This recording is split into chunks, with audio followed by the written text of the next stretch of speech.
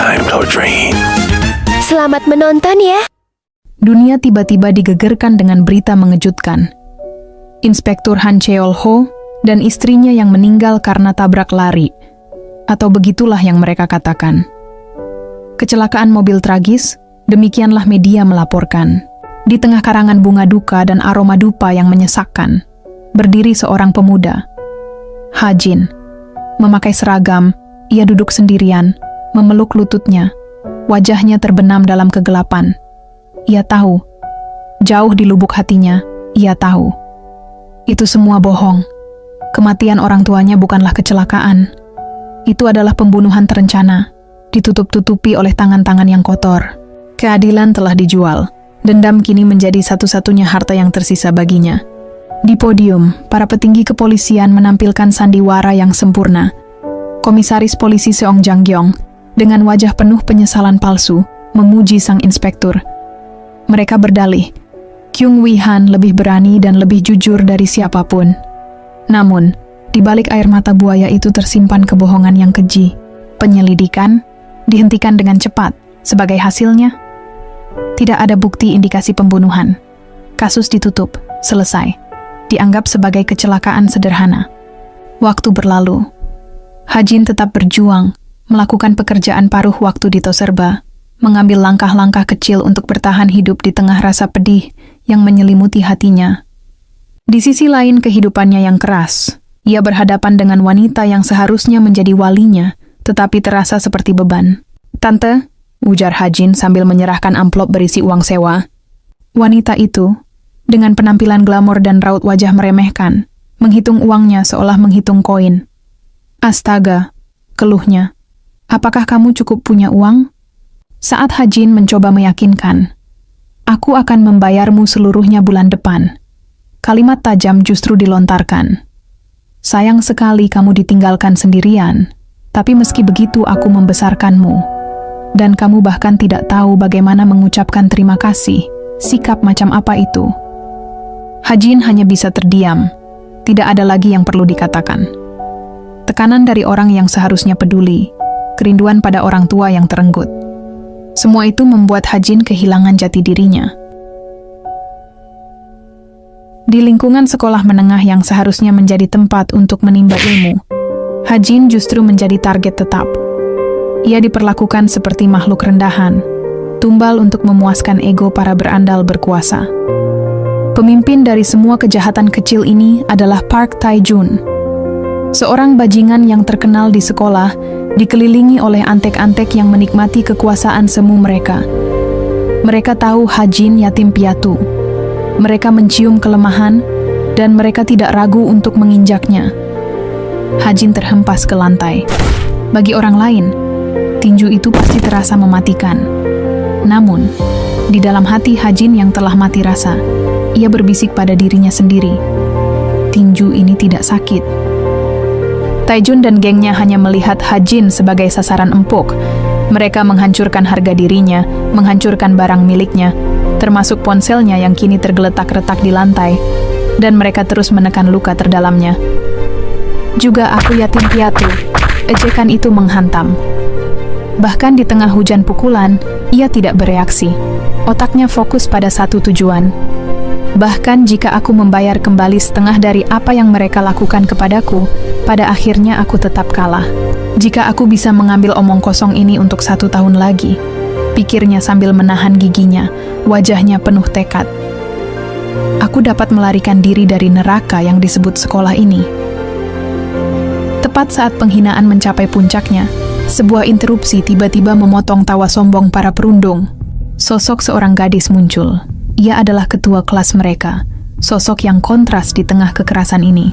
Berdiri tegak dengan seragamnya, ia memancarkan aura yang tak dapat diabaikan. "Hai, apa yang kalian lakukan di sana?" teriaknya dengan suara yang tegas. Para perundung itu terhenti, tawa mereka menghilang sejenak. "Wow, tapi dia adalah ketua kelas kita So Eun," ujar salah satu dari mereka, setengah menggoda, setengah terintimidasi. Ketua kelas tidak gentar. Ia bergerak mendekat.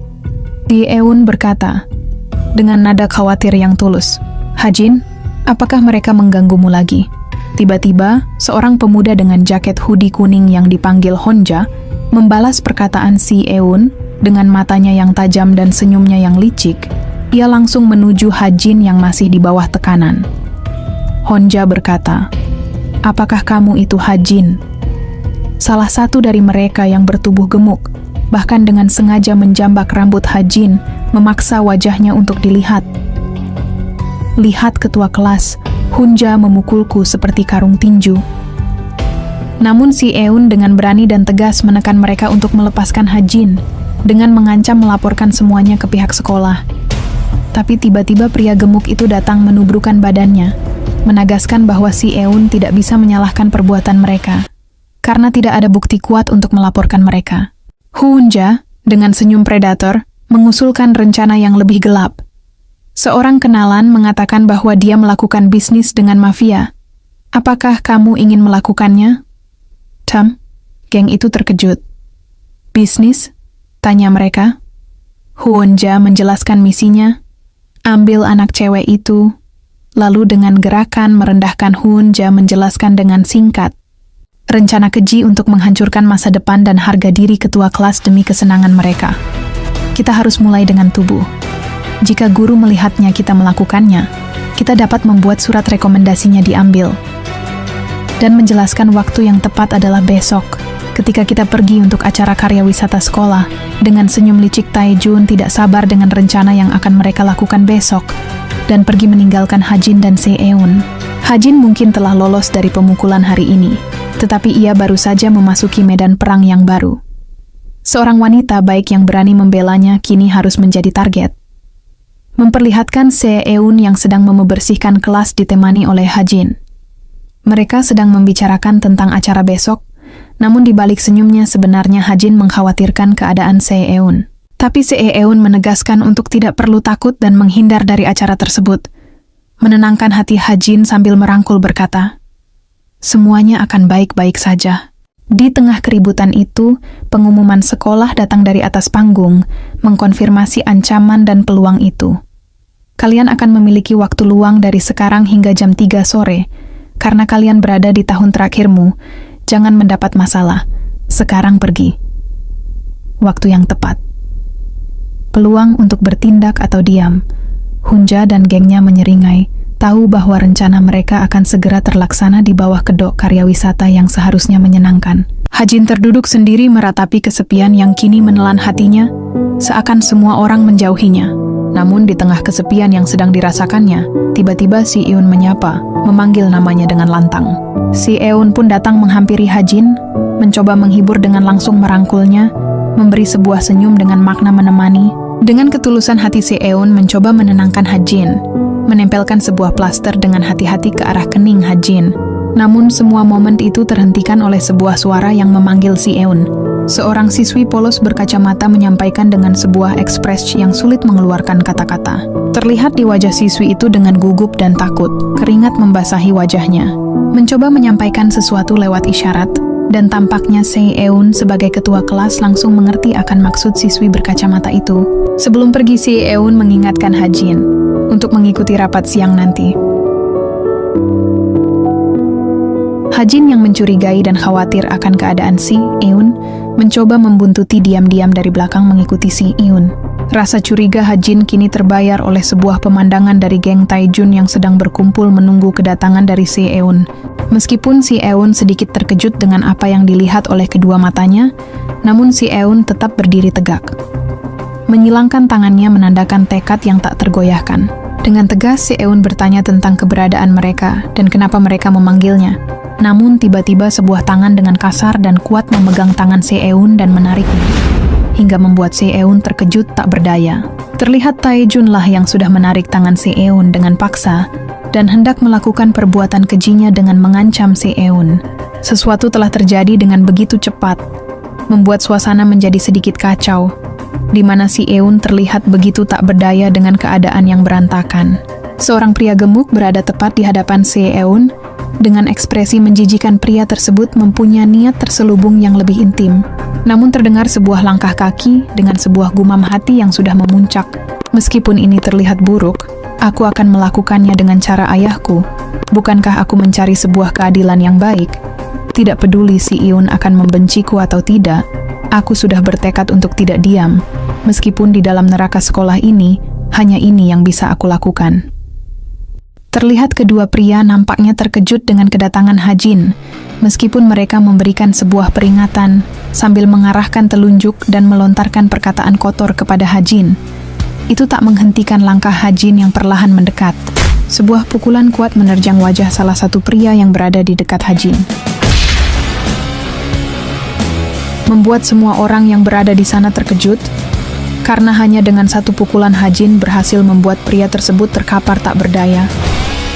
Hajin dengan tenang mengambil sebuah jaket yang tergeletak di hadapan pria gemuk.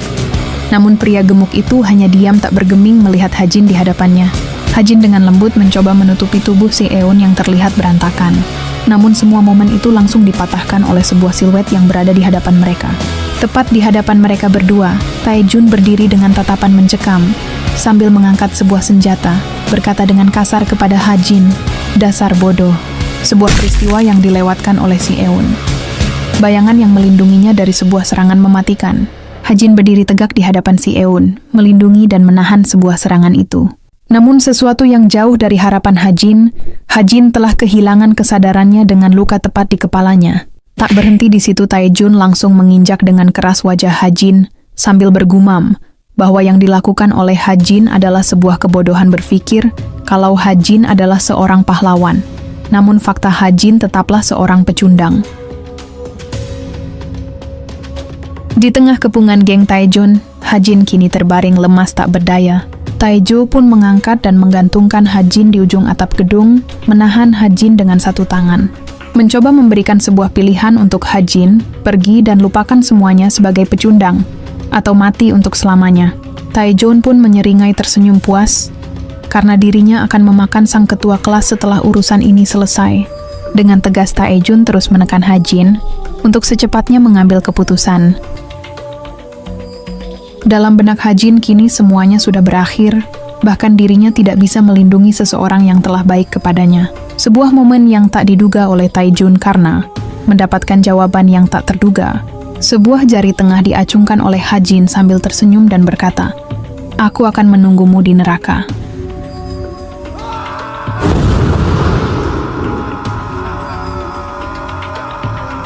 Sebuah siluet menjulang, gedung pencakar langit dengan fasad abu-abu kusam membelah langit biru yang tak peduli.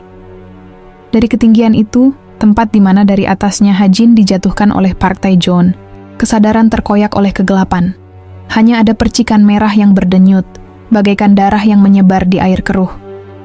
Pertanyaan membingungkan melayang, apakah aku sekarang mati? Di antara bisikan, sebuah nama muncul. Bagaimana kabarmu, Seun?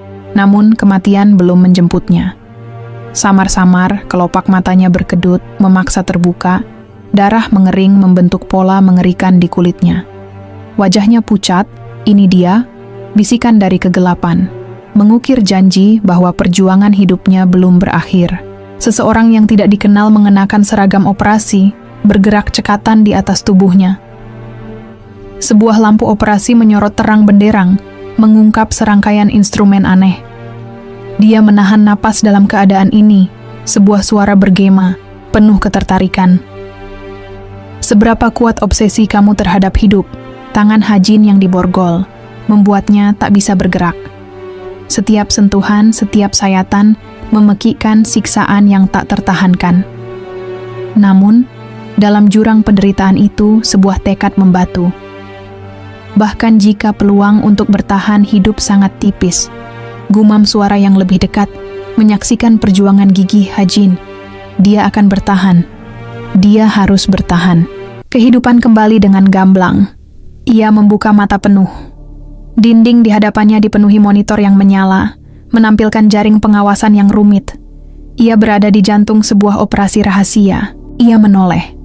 Refleksnya setajam kilat, siap menghadapi ancaman.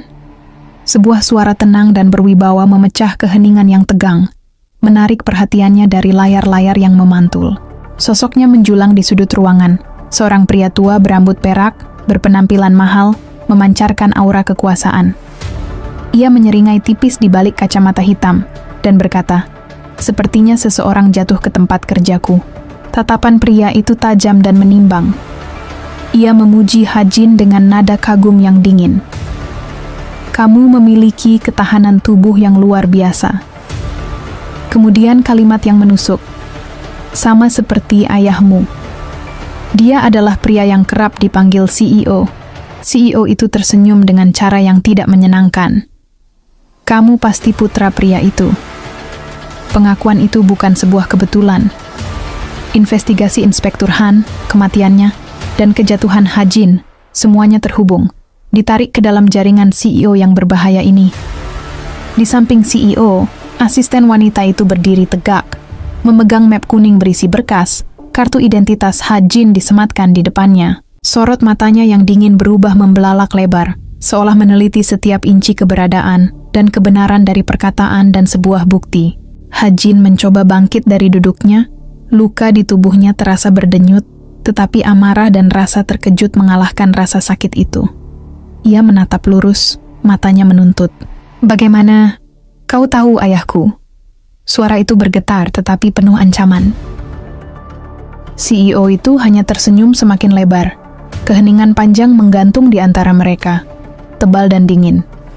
Tanpa menjawab, pria itu memberikan isyarat.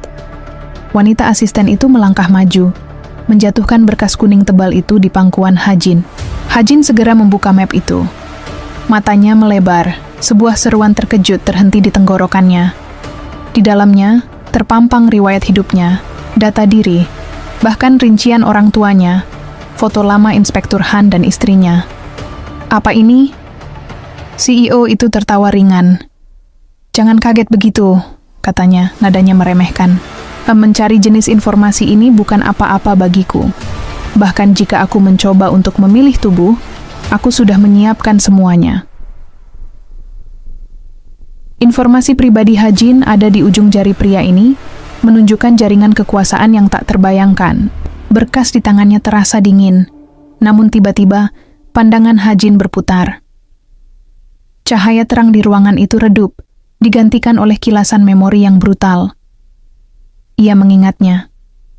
Sebelum jatuh, sebelum rasa sakit itu, tentang kekhawatiran seseorang yang berusaha ada di sampingnya, yaitu Se-eun. Hajin segera menatap CEO itu, matanya dipenuhi kecemasan yang membara. "Atap, apa yang terjadi dengan mereka yang berada di atap?" tanyanya, suaranya naik. CEO itu hanya tertawa lebar, tawa yang terdengar tanpa kehangatan, hanya ejekan. Ia menyandarkan tubuhnya, menyilangkan lengan. "Mereka?" Hajin mendesak. CEO itu tersenyum puas. "Bagaimana menurutmu mereka?" Ia mendekat, tangannya yang besar menyentuh rambut Hajin. Gerakan itu terasa patronis dan merendahkan. "Sup." Dorongan itu bagus, tetapi Hajin mundur. Ia menatap tubuhnya yang baru dipulihkan. Luka-luka itu, darah itu, ia sadar, hanya pulih. "Apa yang bisa kamu lakukan dengan tubuh yang hancur berantakan?" sindir CEO. CEO itu menarik diri, menunjuk Hajin dengan jari telunjuknya.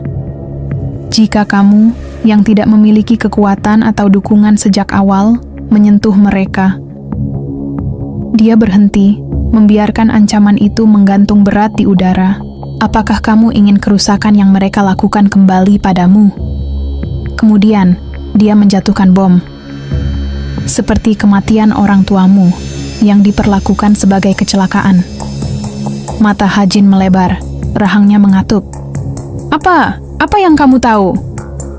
teriaknya, wajahnya memerah menahan ledakan amarah. CEO itu kembali tertawa, tawa keras yang menggema di ruangan mewah itu. CEO itu menyalakan rokoknya dengan api yang berkedip di ruangan yang kaya. Asapnya menyesakan. "Aku tidak pernah memiliki hutang yang belum dibayar," katanya, nada suaranya mengancam. "Aku benci mereka berhutang banyak padaku." Ia menghisap dalam-dalam. "Sekarang kamu tahu kenapa ayahmu meninggal begitu tiba-tiba." Ia membuang asap itu ke udara. "Tidak ada cara untuk membayar hutang, jadi itu sangat tidak menyenangkan." CEO itu menunjuk dada Hajin, tatapannya menembus. "Jadi, kamu sekarang..." Ia melangkah mundur, melipat tangan. Sosok Hajin yang kini tampak kekar, berotot, muncul di belakangnya. Sebuah bayangan akan masa depan yang dijanjikan. "Kamu milikku." Suara CEO itu bergema. Hajin segera menepis tangan CEO yang mendekat. Ia tidak menyukai sentuhan itu, dan ia membenci tawaran itu. "Aku tidak punya waktu untuk membuang omong kosong itu," tolaknya mentah-mentah. Alih-alih marah, CEO itu tersenyum puas, senyum yang memamerkan kekuatan tersembunyi. "Mata itu," bisiknya, penuh apresiasi. "Aku menyukainya." Matanya tertutup, seakan menikmati memori tatapan yang sama dari masa lalu. Namun tekad yang dimiliki oleh Hajin membuatnya bergerak meninggalkan CEO dan asistennya, sambil mendengarkan sebuah kalimat yang terlontar dari belakang punggung Hajin. "Jika kamu ingin pergi, aku tidak akan menghentikanmu." Hajin berbalik, tangannya memegang kenop pintu. Suara CEO menembus punggungnya. "Semua orang bisa pergi, tapi pintu ini tidak akan tetap terbuka." Hajin tidak berhenti. Wajahnya mengeras penuh tekad sambil menutup pintu itu. Ia telah membuat keputusan. Di balik pintu yang baru saja tertutup, keheningan ruangan mewah itu kembali mencekik. CEO itu perlahan berbalik. "CEO," panggil wanita asisten. Suaranya dipenuhi nada keraguan. Ia melipat tangan, menatap pria tua itu dengan cemas. "Apakah kamu yakin kamu mengizinkan pria yang tidak tahu apa-apa tentang ini kembali ke sana?" Asisten itu maju selangkah, nada peringatannya lebih tegas. "Jika dia melaporkan ini ke polisi, kamu juga tidak akan aman." "Oke," katanya, sebuah persetujuan yang tegas.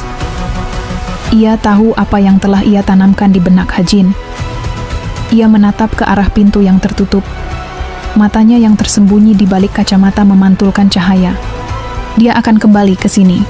Sebuah sinar menyinari bangunan sekolah, tempat di mana Hajin menjadikan tempat itu sebagai neraka baginya. Terlihat dua orang siswi yang sedang berbincang tentang sesuatu yang telah hilang akhir-akhir ini di dalam sekolah.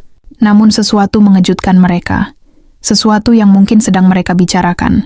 Sosok Hajin dengan tatapan tajam dan penuh dengan tekanan menatap lurus dalam pandangan kosong. Tanpa memperdulikan kedua orang siswi itu, Hajin seakan menyapu dan menyapa dengan sebuah isyarat bahwa dirinya telah kembali. Dengan sebuah tujuan yang terus mengganggu pikirannya, Hajin kini berada tepat di depan sebuah kelas. Pandangannya menyasar ke sekeliling ruangan kelas yang bersih, tanpa ada seorang pun di sana. Hajin tertunduk merasakan sesuatu yang menyesakan dalam benaknya. Berpikir jika dirinya sudah terlambat. Terdengar sebuah suara yang merubah pandangan Hajin. Hajin menoleh dengan senyuman yang begitu lega. Sosok Seeun yang bersinar terang terlihat menyapa, menyambut Hajin dengan senyuman yang manis sambil melambaikan tangan kepada Hajin. Namun kekecewaan menampar Hajin dengan sebuah fakta bahwa sosok Seeun hanyalah sebuah halusinasi Hajin. Siswi yang dulu bersama Seeun menjelaskan dengan rasa penuh penyesalan bahwa setelah peristiwa itu Seeun tidak pernah terlihat lagi. Dengan perlahan Hajin mencoba menyusuri sekolah itu, namun apa yang didapatinya, sebuah suara terdengar mengalihkan pandangannya dan mencoba mendekat ke arah sumber suara itu. Ternyata apa yang dilihatnya adalah sekelompok geng Park Tae-jun dan kawan-kawannya sedang menginjak-injak seorang siswa, memperlakukannya seperti sampah, menyiksa tanpa belas kasih, menertawakan di atas penderitaan yang dirasakan oleh siswa tersebut. Sebuah sorot mata yang penuh dengan amarah, dengan gamblang Hajin melihatnya secara langsung, mengingatkannya kepada sebuah peristiwa Hajin yang hampir menyerah dengan hidup. Sebuah keputusan tanpa harapan karena tidak bisa berbuat apa-apa. Ingatan itu menyambar pikiran Hajin, hinaan, cacian, makian, rasa sakit yang menusuk jiwanya, membuat kehampaan dalam hidupnya.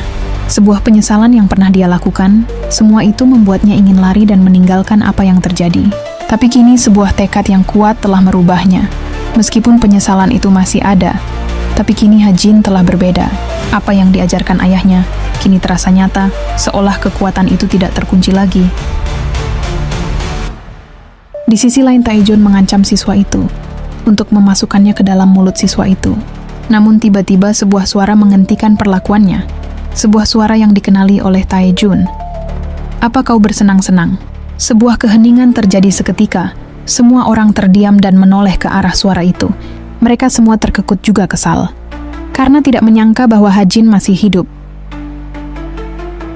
Namun sebuah sorot mata yang begitu dingin dan tajam terlihat di hadapan mereka, begitu mematikan seolah menusuk dan memperingati mereka yang berada dalam tatapnya untuk diam atau mati. Namun tampaknya Taejun tidak begitu terpengaruh, mengatai mereka dengan sebuah kata pecundang. Taejun yang tidak terima dengan kedatangan Hajin, langsung mengepalkan tangannya mengisyaratkan sebuah persiapan untuk menghabisi Hajin kedua kalinya. Hajin dan Taejun pun kini berhadapan langsung tanpa ada yang mengganggu. Mereka saling menatap satu sama lain.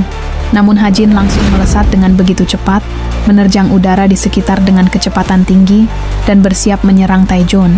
Tampaknya Taejun bisa dengan mudah menghindari serangan Hajin, dengan langsung membelokkan tubuhnya, seolah serangan Hajin hanyalah sebuah pukulan anak kecil yang mudah dibaca.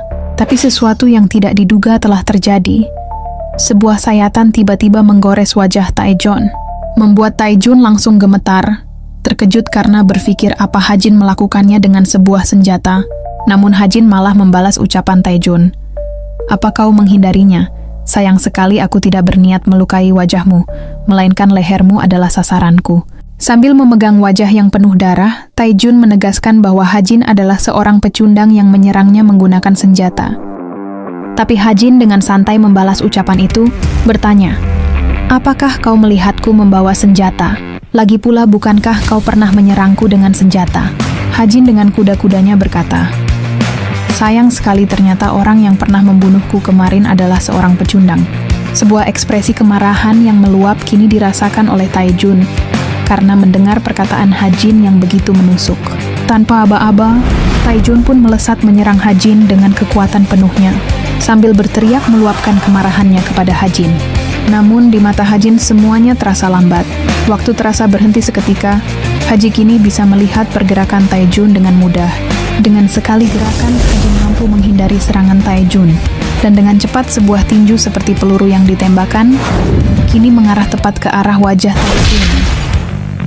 Sebuah kilas kenangan seorang ayah Hajin, Inspektur Han Cheol, di mana dia dulu adalah seorang yang paling hebat dari yang lain, mengubah dirinya sendiri menjadi sebuah senjata yang mematikan, dengan sebuah insting yang sangat tajam, dan ketahanan tubuh yang sudah dia ubah dan dia latih, menjadi sebuah teknik yang dinamakan Krav Maga.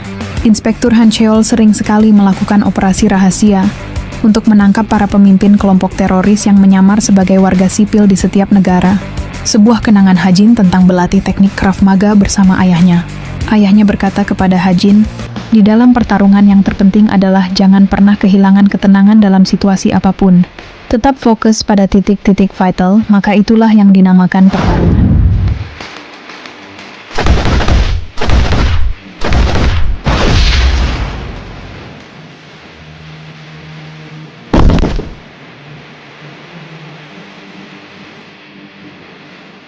Meskipun usia Hajin masih sangat muda untuk belajar, tapi jika saja dia memiliki ketahan tubuh yang sama sepertiku, aku yakin akulah yang akan kalah, gumam Inspektur Han Cheol.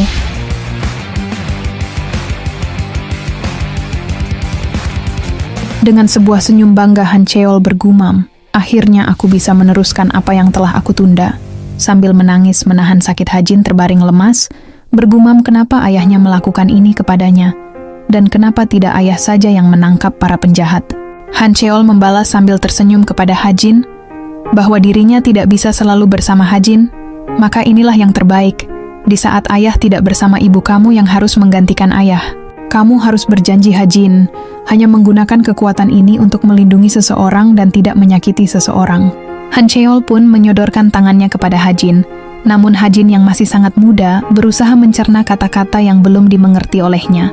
Sebuah jabatan tangan seorang ayah dan anak dalam kehangatan terukir sebuah kata janji untuk saling melindungi. Namun kenangan itu kini telah hancur karena sebuah ketidakadilan yang Hajin dan ayahnya rasakan. Kematian ayahnya yang membuat luka mendalam dalam hidupnya, membuat Hajin berubah menjadi sosok yang dipenuhi dengan dendam, yang kini siap melahap siapapun yang ada di depannya. Dengan ekspresi ketakutan, Taejun yang kini terus memundurkan tubuhnya menghindari langkah Hajin, kini harus terpojokan yang membuatnya tidak bisa lagi kemana-mana. Di saat itulah Hajin mengangkat kakinya tinggi, bersiap melancarkan sebuah serangan terkahirnya. Namun tiba-tiba sebuah seruan terdengar oleh Hajin yang kini menghentikan serangannya. Ternyata suara itu berasal dari seorang guru paruhbaya yang bertanya kepada Hajin, "Apa kamu melakukan itu?" Tapi Hajin malah bertanya balik kepadanya menanyakan keberadaannya. Guru itu langsung memarahi sambil menampar Hajin, bahwa yang dilakukan Hajin bisa membuatnya masuk ke dalam pusat penahanan remaja. Tapi Hajin hanya tersenyum mendengarkan guru itu yang terus memperingati Hajin, karena jika Hajin hidup seperti ini, maka semuanya akan berakhir. Dengan tatapan tajam dan sorot mata yang menyala, Hajin bertanya, "Tapi kenapa si Eun siswi yang teladan harus berakhir menyedihkan? Kenapa hanya ada sampah terlihat di sini?" Sambil menunjuk ke arah Taejoon yang terkapar tak sadarkan diri. Guru itu hanya diam mendengar pertanyaan Hajin, namun Hajin terus mendesaknya untuk menjawab. Sambil mengambil sebuah pensil yang terjatuh, Hajin bergumam, "Bagaimana tidak bisa menjawab? Kalau begitu, kau sama saja seperti dia seorang sampah." Sambil mengambil sebuah buku kehadiran dari guru itu. Meskipun guru itu memohon untuk mengembalikannya, membujuknya untuk berpikir realistis. Tapi Hajin dengan gamblang menyalakan api dan hendak membakar buku itu di hadapannya. "Realistis katamu?" tanya Hajin yang masih memegang api itu. Inilah realistis yang sebenarnya. Tanpa ragu Hajin membakar buku itu di hadapannya, sambil mengingat sebuah kenangan yang telah hancur menjadi abu.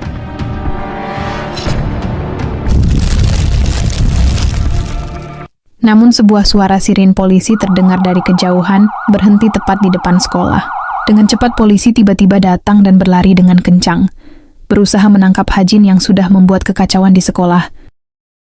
Cerita berpindah, Hajin kini terlihat kelelahan karena bergerak cepat melintasi jalanan belakang menghindar kejaran polis yang mengejarnya.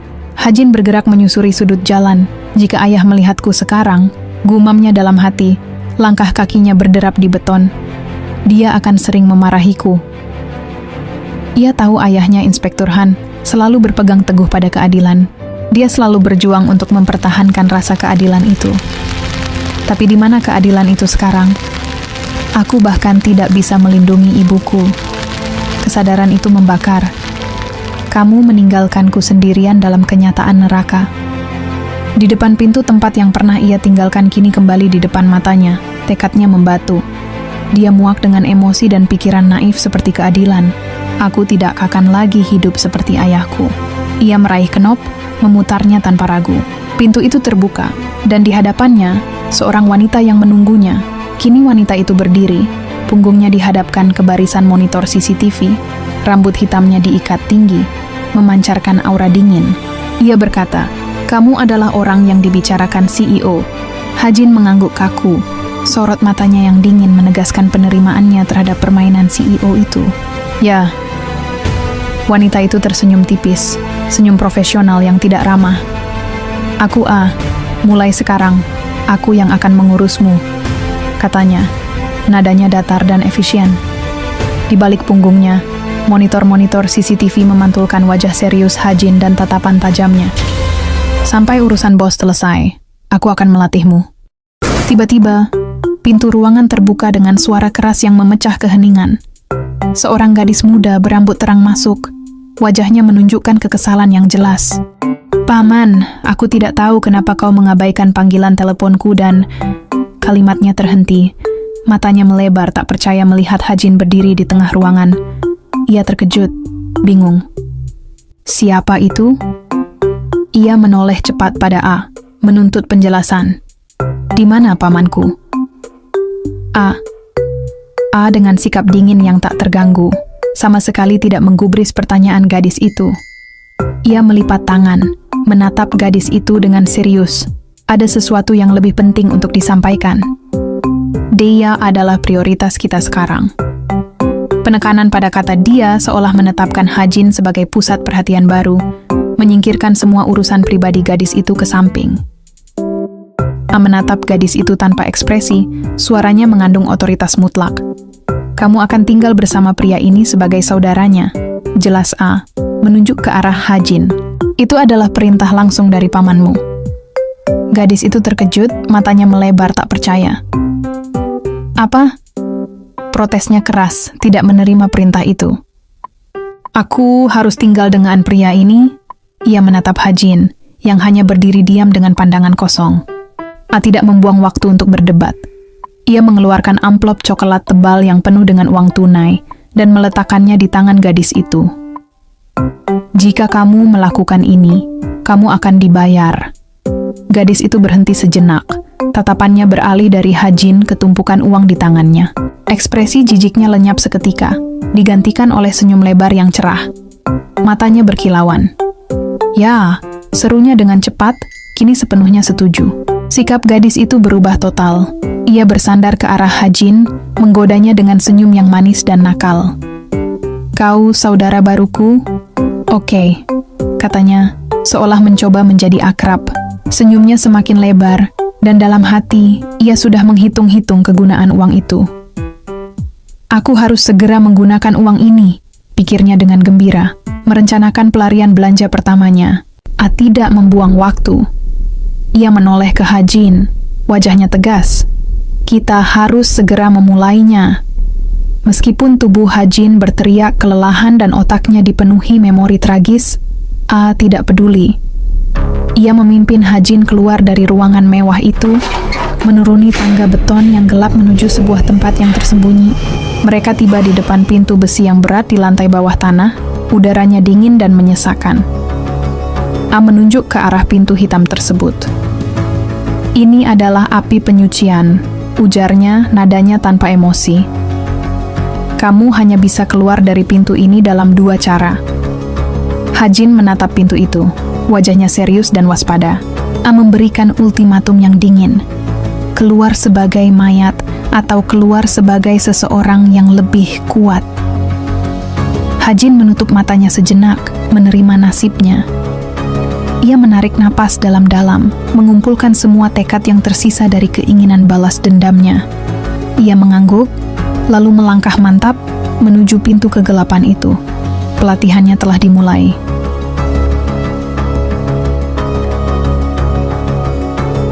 Hajin kini telah memasuki pintu penyucian, sebuah tempat yang dijanjikan sebagai awal kehidupan baru. Tetapi yang sebenarnya menyimpan sesuatu yang lebih menakutkan dari apapun. CEO menyambut mereka dengan senyuman lebar. Selamat datang di api penyucian. Ia melanjutkan. Ini adalah tempat di mana kalian bisa mendapatkan kehidupan baru hanya ketika nilai kalian diakui. Di dalam ruangan yang tampak seperti penjara bawah tanah dengan penerangan seadanya, sekelompok pria berkumpul, termasuk Hajin, mengenakan seragam putih sederhana. Suara CEO terdengar nyaring berkata kepada para pria yang telah berbaris dan mengumumkan, sekarang api penyucian terbuka. Sambil tersenyum, CEO memberikan syarat keras. Sebelum masuk, kalian harus membuang semuanya. Salah satu pria, mungkin Hajin, merespons singkat, Oke. Tiba-tiba, mata CEO tertuju pada seorang pria berambut gondrong, menunjuknya dengan jari. Orang sepertimu tidak akan bisa bertahan untuk sementara waktu. Adegan beralih menunjukkan para pria dikurung di dalam kerangkeng besi. Hajin bergumam pesimis, mengonfirmasi tempat itu. Seperti yang dia katakan, tempat ini adalah neraka. Mereka berlarian dengan ekspresi ketakutan dan penderitaan.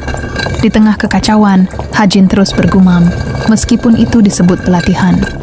Itu hanya neraka dengan nama yang mewah. Mereka harus menghadapi anjing buas yang tampak mengerikan, siap untuk menyantap mangsa yang tertinggal. Untuk mencegah kematian yang harus dilakukan adalah pelarian, tanpa akhir harus terus dilanjutkan. Karena di sini adalah tempat di mana apa yang datang padamu segera adalah kematian. Setelah pelatihan yang mematikan, datanglah bagian yang tak kalah menyulitkan, sebuah makanan, mangkuk besar dipenuhi bubur kental berwarna aneh. Hajin terus bergumam dalam hatinya. Satu-satunya hal yang bisa mengisi perutku adalah sesuatu dengan bau yang aneh. Hajin menerima porsi makanan dari sendok besar, wajahnya terlihat ragu-ragu dan sedikit jijik. Di tengah suasana suram, Hajin dan pria berambut gondrong, yang sebelumnya ditunjuk oleh CEO, dia bernama Hensin, duduk bersebelahan memegang mangkuk makanan mereka. Tersenyum santai dan memulai pembicaraan, mencoba mengingatkan Hajin untuk lebih baik makan daripada tidak. Henshin berkata, di sini mereka memberi makanan tepat waktu, bukan? Hajin pun menanggapinya, yah aku tidak pilih-pilih. Lalu Henshin melanjutkan, Jika kamu mengisi perutmu, kamu akan memiliki kesempatan yang lebih baik untuk bertahan hidup. Henshin tersenyum lebar dan memperkenalkan dirinya. Henshin berkata, "Meskipun kita pernah bertemu di sini, aku harap kita akur. Namaku Henshin." Namun Hajin yang melihat tangan Henshin begitu kotor, sedikit enggan bersalaman dengannya. Namun Henshin yang sadar akan kesalahannya, dengan tertawa langsung meminta maaf atas kecerobohannya kepada Hajin. Waktu berlalu selama 2 tahun di api penyucian. Selama masa itu, teror yang terjadi mengeliminasi para peserta satu persatu, meninggalkan jejak kekejaman yang tak terbayangkan. Kini, hanya 2 orang yang tersisa, Hajin dan Henshin. Pemandangan lorong dengan sel yang menyala dan tak terhitung jumlahnya, menjelaskan proses yang mengerikan ini. Mereka membakarmu, mereka memasukkanmu ke dalam beberapa toples dan yang lain mengeluarkannya. Menyiratkan bahwa mereka yang gugur akan langsung dibakar atau diproses. Di lorong yang sepi, CEO kembali muncul bersama Hajin dan Henshin yang kini menjadi 2 peserta terakhir, membawa mereka ke suatu tempat yang lebih luas. CEO dan menatap kedua pria yang berhasil bertahan. CEO berkata, "Tak disangka kau telah sampai sejauh ini, tapi butuh banyak usaha untuk mencapai akhir." Hajin dan Henshin berdiri di sebuah ruangan yang lebih luas dan terbuka. Ada suasana ketegangan tersirat dalam benak mereka. Sebuah suara terdengar keras. Waktunya ujian terakhir." Tiba-tiba, sebuah suara puluhan langkah kaki terdengar dengan jelas, bergema di ruangan tersebut. Terlihat pria botak dan pria bertongkat baseball menunjukkan bahwa kini mereka dihadapkan ujian terakhir, memburu atau diburu dalam pertarungan hidup dan mati melawan musuh yang terorganisir. Hajin dan Henshin berdiri di tengah kerumunan yang mengelilingi mereka.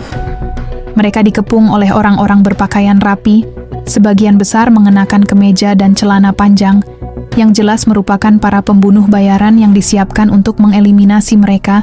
CEO terlihat puas dan tersenyum sinis, mengutip filosofi yang mendukung kekejaman tempat itu.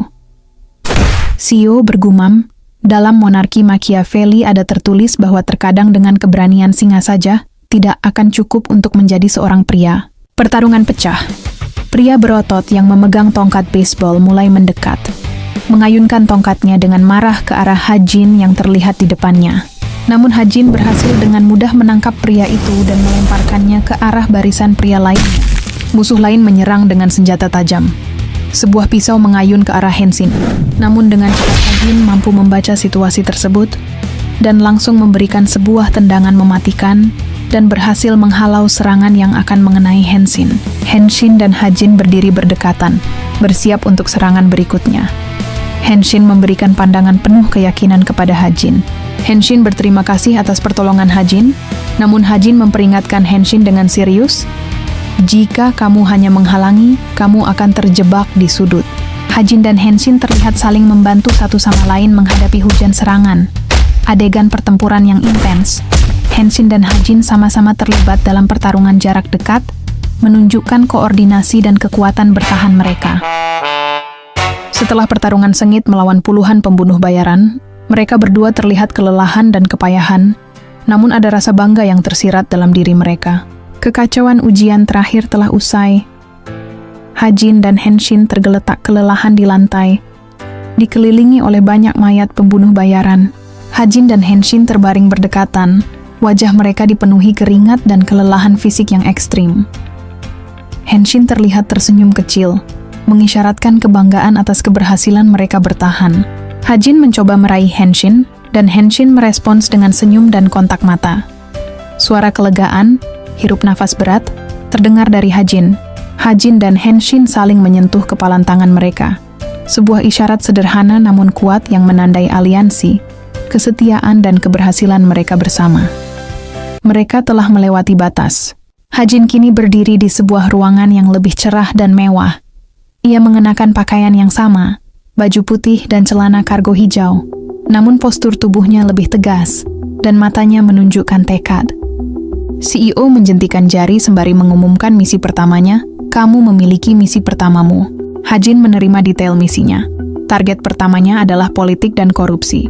CEO berkata, anggota parlemen Choi Ji-cheol berbicara tentang menstabilkan harga perumahan dan mempromosikan pengembangan kota-kota baru. Melanjutkan membeli sebidang tanah dan mobil di dekat kota baru yang sedang berkembang. Perintah tegas dari CEO, kamu hanya perlu menemukan buktinya. CEO berdiri menghadap Hajin, menjelaskan batasan tugasnya. CEO berkata kepada Hajin, seperti yang kamu lihat, karena biaya yang ketat, infiltrasi tidak mungkin. CEO menambahkan, tapi bukan berarti tidak ada jalan sama sekali. Target misi terungkap. Sekretaris Choi Ji-cheol, seorang wanita profesional yang sangat menarik. Perintah CEO tegas, dekati wanita itu dan mencuri informasi. Hajin berdiri sendirian, wajahnya tampak bingung dan ragu-ragu, bergumam di dalam hati. Ini tidak akan berhasil. Ia menyadari bahwa misi ini membutuhkan lebih dari sekadar kekuatan fisik. Cerita berpindah. Hajin terlihat menyeka wajahnya dengan handuk di bawah cahaya terang. Hajin terlihat sedang membaca buku panduan, kemungkinan besar adalah materi tentang cara berinteraksi dengan wanita. Sebuah gumam dalam hati Dewi Keberuntungan. Mencintai pria yang kuat adalah naluri setiap wanita. Tiba-tiba di tengah fokus Hajin, Yuna kini ada di hadapnya. Yuna tertawa dan mengejek Hajin yang sedang membaca. Yuna menatap Hajin dengan tatapan penuh keraguan sambil memegang matanya, karena terlalu terbawa suasana. Apakah kamu pikir kamu bisa merayu wanita seperti itu? Yuna mengambil sikap yang lebih proaktif dan menginstruksikan Hajin. Yuna berkata, ikuti aku, adikmu ini akan mengajarimu dengan benar. Hajin mencoba mencerna instruksi dari Yuna, namun ekspresinya menunjukkan kebingungan total. Yuna terlihat kesal dan memukul-mukul Hajin, karena melihat betapa kaku dan tidak mengertinya Hajin. Yuna berkata, jika kamu akan menggunakan bahasa formal, setidaknya hilangkan wujud formal itu, dan dengarkan baik-baik ketika wanita berbicara. Tapi Yuna tidak menyerah. Ia memutuskan untuk menunjukkan langsung kepada Hajin cara mendekati seorang wanita. Yuna mencoba menunjukkan sedikit permulaan untuk mendekati seorang wanita, dengan ekspresi dan bahasa tubuh yang menggoda. Yuna berkata, coba lihat ini, apakah kamu akan menyukai wanita yang berbicara dengan formal kepadamu? Yuna berdiri dengan postur yang menarik, memproyeksikan aura percaya diri dan genit, mencoba memberi Hajin contoh yang kontras. Yuna menekankan pentingnya kesan pertama dan sentuhan. Ia memegang dagunya dengan ekspresi sensual. Yuna, sekarang coba pikirkan bagaimana aku mendapatkan perhatian. Terlihat ekspresi Hajin yang tidak berubah, membuat Yuna menepuk jidatnya. Permulaan yang aku maksud adalah sentuhan, buat dirinya merasa nyaman. Yuna berdiri sangat dekat dengan Hajin, mencoba menjelaskan apa yang harus diperbaiki. Aku yakin dengan wujudmu sekarang, kamu akan jauh lebih baik. Hajin masih terlihat ragu, tetapi ia mendengarkan. Yuna meraih kepala Hajin dan dengan cepat menata rambut Hajin, mengubah gaya rambutnya yang terlihat berantakan menjadi lebih teratur dan menonjolkan fitur wajahnya. Yuna menarik diri sedikit dan menatap Hajin yang kini terlihat jauh lebih menarik. Ia memperlihatkan hasilnya dan menyimpulkan, "Yah, kamu terlihat lumayan menarik." Yuna tersenyum puas dengan hasil kerjanya, menatap Hajin dengan bangga. Hajin yang jarang menunjukkan emosi atau rasa terima kasih, kini terlihat serius dan berterima kasih. Ucapan tulus Hajin mengejutkan Yuna yang tidak pernah merasa dihargai, menjadi senang dengan ucapan Hajin. Wajahnya memerah dan ia memalingkan wajah karena malu dan gembira. Yuna segera menutupi rasa malunya dengan ancaman kecil, terutama tentang karya seninya, rambut Hajin. Yuna berkata, jangan kamu sentuh, aku akan membunuhmu jika rambutmu diacak-acak. Cerita berpindah di sebuah bar. Target Hajin, sekretaris Choi Ji-cheol, terlihat sedang duduk sendirian memegang secangkir gelas, dengan ekspresi yang sedikit kelelahan, kekecewaan, melampiaskannya pada sebuah minuman yang ada di tangannya. Dengan berbekal sedikit sentuhan dari Yuna yang memperbaiki penampilannya, dan memberinya pelajaran singkat tentang daya tarik, Hajin kini menjalankan misinya mendekati sekretaris Choi Ji-cheol. Hajin mendekat ke meja sekretaris Choi, yang tampaknya langsung membuat sekretaris Choi terpana akan ketampanan dari Hajin. Dengan gaya rambut baru terlihat lebih menarik dan percaya diri, Hajin membuka percakapan, mencoba mengaplikasikan pelajaran Yuna. Kamu terlihat berat untuk sementara waktu, apa ada yang bisa aku bantu? Sekretaris Choi terlihat sedikit terkejut dengan pertanyaan Hajin. Namun sekretaris Choi yang terlanjur diliputi beban pikiran mulai bercerita kepada Hajin. Hajin mendengarkan dengan penuh perhatian. Fokus pada Hajin menunjukkan bahwa ia menanggapi cerita sekretaris Choi dengan sungguh-sungguh. Hajin menjalankan misi sosialnya dengan baik. Setelah percakapan yang panjang, sekretaris Choi memutuskan untuk pergi. Sekretaris Choi, "Aku harus pergi sekarang." Saat berdiri dari tempat duduknya, terlihat jelas ia sudah terlalu banyak minum. Ketika ia hendak pergi, ia kehilangan keseimbangannya dan hampir terjatuh karena terlalu mabuk. Ekspresinya menunjukkan kepanikan sesaat. Beruntung Hajin berhasil menangkap sekretaris Choi sebelum ia menyentuh lantai. Sekretaris Choi tersentak di pelukan Hajin. Mata mereka bertemu dalam momen keintiman yang tak terduga. Sekretaris Choi menatap Hajin dengan mata yang sedikit berkaca-kaca, meminta tolong untuk mengantarnya ke rumah. Setelah mereka berdua berada di kediaman sekretaris Choi langsung mendekati Hajin dan menciumnya. Hajin merespons ciuman itu, menunjukkan bahwa ia berhasil memainkan perannya. Mereka berdua terbaring di tempat tidur. Sekretaris Choi terlihat tertidur lelap, menandakan keberhasilan Hajin dalam menciptakan situasi aman untuk misinya. Mata Hajin terbuka. Ekspresinya yang tadinya menenangkan kini berubah menjadi dingin dan fokus, kembali ke mode agen yang terbentuk di api penyucian. Ia bergerak hati-hati.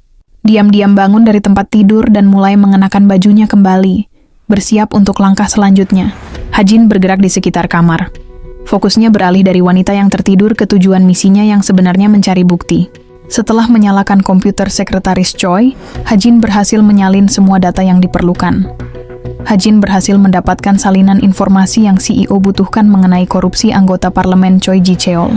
Sambil melihat sekretaris Choi, Hajin bergumam, "Setidaknya kita mungkin tidak akan pernah bertemu lagi." Cerita berpindah sesampainya di markas Hajin bertemu dengan Yuna yang terlihat gelisah dan tergesa-gesa. Hajin mencoba menyapa Yuna, namun Yuna tidak mempedulikan Hajin. Hajin pun mencoba bertanya, ada apa? Dikarenakan Yuna terlihat benar-benar cemas dan ketakutan saat berlari. Kegelisahannya Yuna sangat kontras dengan suasana lega Hajin setelah menyelesaikan misi. Yuna mencoba menegaskan Hajin untuk tidak menahannya pergi, dan meyakinkan Hajin karena dirinya hanya akan bertemu dengan teman lamanya. Namun Hajin memperingati Yuna untuk tidak pergi dikarenakan sedang turun hujan. Namun Yuna bersikukuh meminta Hajin untuk tidak menahannya. Pemandangan hujan deras dan penerangan yang redup menambah suasana dramatis dan berbahaya pada kepergian Yuna. Namun di balik kepergian Yuna, tiba-tiba Henshin datang. Henshin mencoba menawarkan makanan kepada Hajin. "Ini adalah makanan yang aku bawa spesial, karena biasanya aku makan dari makan sisa yang aku pungut dari tong sampah." Namun Hajin kini dalam peran yang lebih tenang dan berwibawa, menolak makanan itu dan memberikan instruksi penting. "Aku sudah makan, tapi bisakah kamu memberikan ini kepada A?" Tapi Henshin menjawab dengan ekspresi terpaksa, "Bisakah aku berikannya nanti, setelah aku makan, karena aku tidak suka kalau cuacanya dingin." Di suatu tempat, hujan deras membasahi jalanan, menambah kesan suram dan tegang pada adegan tersebut. Yuna berdiri menghadap dengan penuh keseriusan, menyilangkan tangannya, dan menanyakan tentang urusannya memanggilnya. Wanita itu membalas ucapan Yuna, tersenyum sinis, mengisap sesuatu di antara bibirnya. Ekspresi yang penuh dengan nada meremehkan berkata, "Yuna, kamu sudah dewasa." Nada ucapan itu lebih terdengar seperti vonis ketimbang pujian. Wanita itu menjelaskan ketertarikan kepada Yuna, sang influencer cantik yang kini sudah dewasa. Mereka berdua saling berhadapan, menandakan sebuah keseriusan dalam perbincangan mereka yang menciptakan ketegangan mencapai puncaknya. Ketika wanita itu mengangkat masalah status dan hierarki masa lalu mereka, menyiratkan bahwa Yuna, meskipun kini terkenal, tetaplah seorang bawahan. Namun, semua sindiran hanyalah pemanasan. Wanita itu mengangkat ponselnya, menampilkan gambar yang seketika menghancurkan seluruh benteng citra yang telah Yuna bangun. Foto itu adalah Yuna kecil bersama CEO. Dengan mata yang menyala penuh kemenangan, wanita itu menjatuhkan ancaman yang sesungguhnya. "Apa yang akan terjadi padamu jika kamu dikenal sebagai keponakan seorang gangster?" Sontak membuat ekspresi Yuna terperangah dengan perkataan tersebut. Ancaman verbal dengan cepat berubah menjadi ancaman fisik. Pria yang memegangnya dari belakang kini berbisik penuh nafsu di telinganya, menyadari bahwa koneksi Yuna kini adalah kelemahan, bukan perlindungan. Pria itu berkata, "Hei, tapi apa yang akan terjadi padaku jika aku mengacaukanmu? Dia adalah keponakan seorang gangster. Apa yang bisa terjadi padaku nanti?" Pria lainnya melangkah maju, memberikan detail yang membuat ancaman itu semakin mematikan dan membuat Yuna benar-benar terisolasi. Apa yang kamu dengar sebelumnya? Pamannya adalah seorang gangster yang mengalahkan banyak organisasi dan hilang. Tidak diketahui apakah dia hidup atau mati. Pria gemuk berkaos hijau. Ia mengepalkan tangan besarnya dengan senyum lebar yang mengerikan, siap melancarkan kekerasan sambil bergumam. Dan jika degenerasi itu masih hidup dan berubah menjadi perkelahian, tidak peduli apa yang terjadi. Sama seperti bajingan terakhir kali, aku bisa langsung mematahkan rahangnya. Wanita itu melangkah maju. Setelah berhasil memojokkan Yuna dengan ancaman identitasnya, ia kini mengungkapkan tujuan aslinya, menyentuh wajah Yuna. Ia memegang dagu Yuna, memaksanya menatap, wajahnya tersenyum licik. Baiklah, jika kamu tidak ingin diketahui, kamu harus mengisi dompetku. Pria berkaos putih dan pria berjaket hitam. Mereka bertatapan, berseringai jahat, memperlihatkan betapa mereka menikmati penderitaan Yuna. Yuna tersentak, wajahnya merah menahan air mata dan rasa malu saat tangan pria itu akan menyentuh tubuhnya. Namun tiba-tiba Hajin datang, menghentikan sesuatu yang buruk akan terjadi pada Yuna, sembari berkata, "Kamu bilang kamu akan melihat seorang teman." Dengan kecepatan tinggi, sebuah pukulan keras dan bertenaga terlihat menghantam wajah pria itu, membuat pria itu terhempas begitu jauh. Hajin menanyakan maksud dari semua ini kepada Yuna dan mengonfirmasi kebenaran, bertanya, "Apakah si Jalang itu adalah temanmu, Yuna?" Hajin menanyakan maksud dari semua ini kepada Yuna dan mengonfirmasi kebenaran, bertanya, "Apakah si Jalang itu adalah temanmu, Yuna?" Namun sebelum Yuna sempat membalas, seorang pria berkaos hijau maju dengan lantang menantang Hajin karena telah mengusik urusannya. Pria itu langsung melesat dengan tubuhnya yang besar menuju ke arah Hajin. Namun apa yang terjadi, Hajin seolah menghilang, bergerak dengan begitu cepat menghindari serangan pria itu. Hajin yang tidak ingin membuang waktu langsung bersiap melancarkan sebuah serangan menggunakan sikunya dengan begitu kuat. Aksi Hajin berhasil membuat mereka yang ada di sana terperangah tidak percaya. Di saat semua tengah lengah atas kejutan yang Hajin berikan, Hajin memanfaatkan momentum itu, bergerak dengan cepat dan efisien, memberikan serangan dengan akurasi dan power yang tinggi, dan hampir tidak terlihat oleh mata. Wanita itu benar-benar dibuat tak percaya. Matanya melebar seolah telah menyaksikan sesuatu yang di luar nalar manusia. Setelah berhasil menumbangkan para pria, kini Hajin berada tepat di depan wanita itu, sembari menyodorkan tangannya meminta ponsel wanita itu. Dengan tangan yang gemetar dan wajah yang ketakutan, wanita itu mencoba memberikan ponselnya kepada Hajin.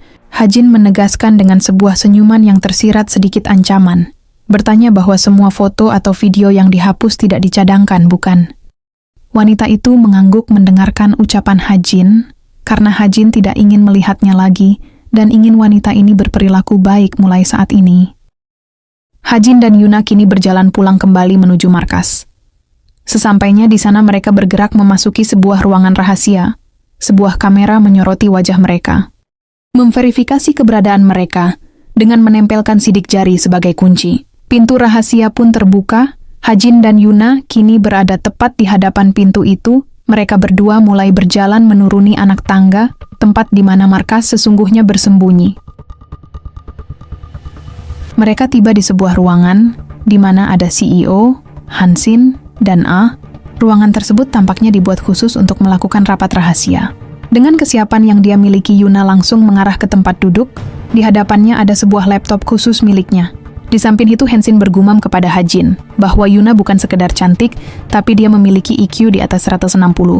Dan Yuna adalah orang yang merencanakan semuanya. Yuna kini terlihat membuka laptopnya, menatap layar itu dengan penuh keseriusan dan fokus yang tajam. Di belakang Yuna, CEO memperhatikan dengan seksama bagaimana Yuna mampu memberikan apa yang diperintahkan oleh CEO. Berkat data yang didapatkan Hajin dan kepintaran Yuna, CEO dengan senyum bangga berhasil mendapatkan apa yang dia inginkan. Karena menurutnya tugasnya sudah selesai, Yuna pun berdiri dari kursinya, sembari berkata, "Aku sudah cukup menggunakan otakku, jadi aku akan beristirahat untuk saat ini." CEO kini memandang Hajin dengan tatapan serius, sejenak sebelum memberikan tugas selanjutnya. Hajin menatap CEO dengan penuh keterkejutan. CEO meminta Hajin untuk menculik sekretaris Choi. Sontak membuat Hajin terkejut sekaligus marah. Berkata kepada CEO, bukankah kau hanya membutuhkan informasinya? CEO mendekatkan wajahnya kepada Hajin, memulai percakapan intens dengan Hajin, menanyakan tentang janji yang pernah diucapkan Hajin untuk bertindak. CEO kemudian menyatakan bahwa ia adalah orang yang memerintahkan sesuatu dan berniat membuat Hajin mengerti situasi yang sebenarnya. Ia kemudian mengungkap bahwa di balik anggota Kongres yang mereka temukan terdapat sebuah rahasia yang mengerikan. Di balik semuanya tersimpan sebuah kekerasan, seperti penculikan dan penyiksaan, intimidasi yang dialami seseorang. Meskipun kejam, tindakan ini dianggap bukan masalah bagi sang CEO, dan ia bahkan menjanjikan bahwa jika itu untuk keuntunganmu sendiri, ia akan membereskan beberapa orang. Akhirnya ia mengungkap identitas organisasi di baliknya, Ming Wang Hui, Inferno, atau Asosiasi Raja, yang disebutnya sebagai tempat di mana hanya orang-orang itu ada. Mendengar pengungkapan ini, Hajin terlihat skeptis, meragukan dan menyebutnya tidak masuk akal. Setelah Hajin meragukan keberadaan organisasi sekejam Ming Wang Hui, CEO akhirnya menjatuhkan fakta yang memicu amarahnya. Mereka yang membunuh orang tuamu. CEO mempertegas bahwa tanpa ragu itu adalah dinasti Ming yang melakukannya. Fakta ini membuat Hajin dipenuhi amarah, yang tercermin dari ekspresinya menahan amarah yang meluap saat CEO menegaskan bahwa musuhnya, yang membunuh ayah dan ibunya, memang berada di dinasti Ming. CEO memvalidasi kemarahan Hajin. Kemarahanmu wajar, namun memperingatkan bahwa masih terlalu dini untuk berurusan dengan mereka. Melalui metafora yang kuat, CEO menjelaskan strateginya. Dia saat ini bersembunyi di bawah air, menyimpan kekuatan, seperti seorang pria yang dikelilingi bahaya. Namun, ia bersumpah, dan ketika saatnya tiba, dia akan menghancurkan mereka dan melahap mereka sepenuhnya. Dia kemudian mengungkap strategi jangka panjangnya, menyatakan bahwa, itu sebabnya aku bersembunyi di balik layar, dan aku membesarkan kalian. Menunjukkan bahwa Hajin dan rekan-rekannya adalah bagian dari rencana balas dendam. CEO mengakhiri pembicaraan, menyuruh mereka kembali bekerja, sambil menyebut detail kunci terakhir. Ketika mereka menemukan bahwa sekretarislah yang membocorkan informasinya, menegaskan kembali bahwa Hajin tidak perlu tahu apa yang akan terjadi nantinya, dengan kata lain ini adalah penebusan baginya. Kita hanya akan dihargai untuk keselamatan tersebut. Suasana di dalam ruangan kantor yang mewah itu terasa mencekam. Seorang pria bertubuh besar dengan kemeja putih, tampaknya seorang politisi atau pejabat tinggi, sedang murka. Ia berdiri di balik meja kerjanya, membentak 3 orang bawahannya yang hanya bisa menundukkan kepala ketakutan. Itu informasi dari mana? Teriaknya menggelegar, wajahnya memerah menahan amarah. Beraninya kau membahayakan karirku! Bukankah kau tahu ada seseorang yang sangat kuat? Jangan pernah ulangi lagi!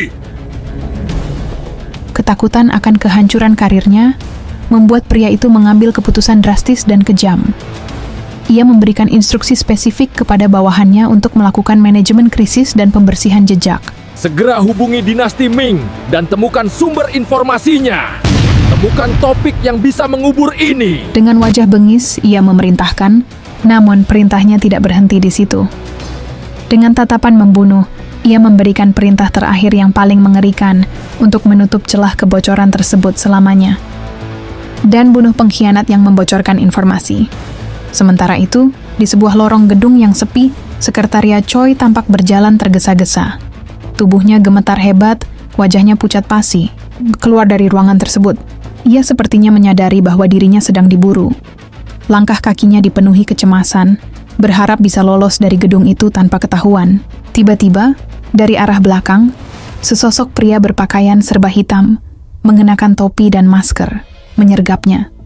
Membuat sekretaris Choi terkejut bukan main. Pria misterius itu membekap mulutnya dengan tangan, mencegahnya berteriak. Mata wanita itu terbelalak ketakutan, mengira ini adalah akhir hidupnya sesuai perintah eksekusi yang dikeluarkan bosnya. Namun pria bermasker itu tidak langsung menyakitinya. Alih-alih membunuhnya, ia mendekatkan wajahnya ke telinga wanita itu dan berbisik dengan nada tenang untuk menenangkannya. Aku punya sesuatu untuk memberitahumu.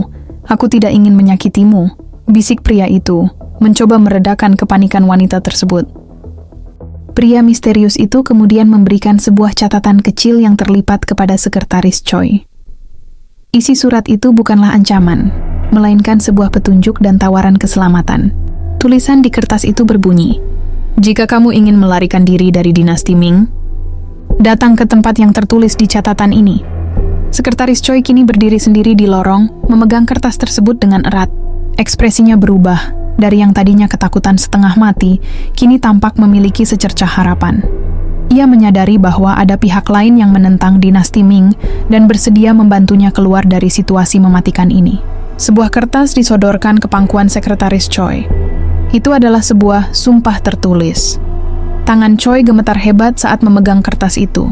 Isi dokumen itu mengerikan. Itu bukan sekadar kontrak kerja, melainkan penyerahan hak asasi sepenuhnya kepada operator perusahaan bernama Baek Kwang Hyuk, yaitu kontrak bersama CEO. Isi perjanjian itu menuntut kepatuhan mutlak, kerahasiaan total, dan tanggung jawab penuh atas segala risiko. Choi sadar, ia baru saja keluar dari kandang macan dan kini hendak masuk ke kandang buaya. Di dalam ruang operasional yang dipenuhi layar monitor, Sekretaris Choi duduk berhadapan dengan CEO dengan aura mengintimidasi. CEO itu menatap tajam ke arah Choi yang masih terguncang. Ia mulai memanipulasi psikologis Choi, membenarkan tindakan pengkhianatan yang dilakukan wanita itu. "Kamu hanya membuat keputusan yang tak terelakkan untuk hidup," ucap CEO dengan nada dingin namun persuasif. Ia kemudian menyinggung sosok menakutkan yang sedang memburu Choi. "Musuhmu adalah raja? Jika kamu ditangkap, kamu tidak akan memiliki kematian yang sederhana," bisik CEO tepat di belakang telinganya, membuat bulu kuduk Choi meremang. Sikap CEO berubah menjadi seolah-olah kebapakan, namun dengan nuansa yang mengerikan. Ia berdiri semakin dekat di belakang Choi. "Jika kamu hanya melakukan apa yang aku katakan, aku akan melindungimu," ucap CEO dengan suara berat. Dengan tangan yang masih gemetar tak terkendali, Sekretaris Choi akhirnya menggoreskan pena di atas kertas itu. Ia tidak punya pilihan lain. Ia memilih perbudakan demi kelangsungan hidup. Melihat Choi menandatangani kontrak itu, CEO tersenyum puas. "Pilihan bagus," puji CEO. Tiba-tiba, CEO membungkuk dan memeluk leher Choi dari belakang. Wajahnya menyeringai lebar, menunjukkan kepuasan yang menyeramkan. Ia berkata, "Oke, ini juga kesempatan bagus." Sekretaris Choi hanya bisa menutup mulutnya, menahan tangis dan rasa jijik, namun ia tak berdaya untuk melawan sentuhan pemilik barunya itu. Di sudut ruangan, Hajin yang sejak tadi diam memperhatikan interaksi tersebut, tiba-tiba tersentak. Matanya menajam melihat perilaku CEO terhadap Choi. Di dalam ruangan itu, atmosfer terasa semakin menyesakan. Hajin, yang sejak tadi hanya diam mengamati, tiba-tiba tidak sanggup lagi melihat pemandangan di depannya, di mana Sekretaris Choi mulai dikuasai oleh CEO. Dengan nada tinggi dan punggung yang menegang, Sekretaris Choi berteriak keras, "Jangan dilihat!" Ia memalingkan wajahnya dan tubuhnya menjauh dari mereka, meninggalkan ruangan terebut. Seolah berusaha menjaga sisa-sisa kewarasannya sendiri, atau mungkin memberi sedikit privasi bagi Choi yang sedang hancur harga dirinya. Hajin berhenti berjalan, tangannya mengepal erat di sisi tubuhnya, hingga buku-buku jarinya memutih. Rasa frustrasi dan ketidakberdayaan bercampur menjadi satu. Dalam hatinya ia berkata, "Ini adalah yang terbaik untuk semua orang." Ia meyakinkan dirinya bahwa membiarkan Choi di tangan CEO adalah satu-satunya cara agar wanita itu tetap hidup, meskipun harus mengorbankan tubuh dan kebebasannya. Di lorong yang sepi itu, halusinasi Hajin semakin kuat. Ia melihat sosok dirinya sendiri sewaktu sekolah, mengulangi pembenaran Hajin dengan nada mengejek. "Itu yang terbaik?" Apakah itu yang disebut alasan? Hajin hanya bisa terdiam menatap versi kecil dirinya yang menjadi manifestasi dari kemurnian yang telah ia hilangkan. Namun, hati nuraninya tidak bisa dibohongi. Sebuah bayangan muncul di benaknya dan muncul sosok Si Eun, menatapnya dengan tatapan nanar dan penuh kekecewaan. "Bagaimanapun, kamu adalah siapa aku," ucap bayangan itu. Hajin tersenyum miris, menerima fakta bahwa sifat pengecut dan ketidakberdayaan itu memang bagian dari dirinya. Ingatan Hajin melayang ke masa lalu. Ia melihat bayangan kedua orang tuanya yang tersenyum hangat, kebahagiaan yang pernah ia miliki. Namun, bayangan itu segera berganti dengan mimpi buruk. Di tengah trauma itu, suara berat sang CEO kembali terngiang di kepalanya. "Itu adalah dinasti Ming yang membunuh orang tuamu." Di dalam kegelapan pikirannya, Hajin melihat visualisasi jiwanya sendiri. Sebuah siluet hitam berdiri tegak di atas sosok yang sedang meringkuk putus asa. Ia sadar bahwa rasa bersalah terhadap Sekretaris Choi barusan adalah hambatan. Untuk membalaskan dendam orang tuanya, ia tidak boleh memiliki belas kasihan. Dalam hati, ia berikrar untuk mematikan sisi manusiawinya. Untuk mencapai ini, aku akan melepaskan diri dari semua emosiku yang tidak berguna dan rasa keadilan aku yang murah hati. Meskipun sudah bersumpah, tubuhnya bereaksi lain. Ha-jin bersandar di dinding lorong, menutupi wajahnya dengan lengan. Ia merasa mual dan kacau. Hati kecilnya masih menolak kekejaman yang baru saja ia fasilitasi. Namun apa perasaan sialan ini? Batinnya, berperang melawan rasa bersalah yang masih tersisa. Tiba-tiba datang seorang wanita. Dia adalah asisten CEO. Dia menatap Ha-jin dengan tatapan tajam namun ada nada menggoda. Apa yang terjadi padamu? Sangat mengganggumu?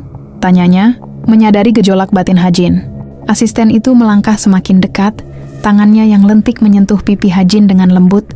Sebuah gestur intim untuk menenangkan sekaligus mengontrol pria muda itu. Ia menatap mata Ha-jin dan memberikan solusi termudah untuk menghilangkan rasa bersalah, penyangkalan dan kepatuhan buta. Kamu mengatakan kepadaku untuk tidak khawatir tentang itu, ucapnya lembut. Anggap saja kita tidak tahu dan lakukan apa yang diperintah, oke? Dengan wajah yang dibuat sedih namun manipulatif, ia berkata, karena untuk bertahan hidup, kamu dan Nuna harus... Jika sulit bagimu, kamu dapat memberitahu Nuna. Momen intim yang coba dibangun oleh asisten CEO segera dihancurkan oleh sikap dingin Ha-jin.